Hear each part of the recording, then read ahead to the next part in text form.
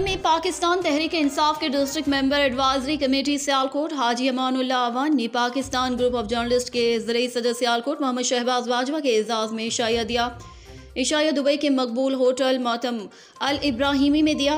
इस इशाये में सियालकोट एयरपोर्ट के चेयरमैन और साबिक डिस्ट्रिक्ट नाज़िम Mian Naeem Javed, Pakistan group of journalist के ज़िले joint secretary Mehar Fazal Rahim, Pakistan overseas community के जनरल सेक्रेटरी चौधरी वक्कास घम्मन, उस्मान नबीद, शोएब गुराया और दीगर अफराद ने शिरकत की।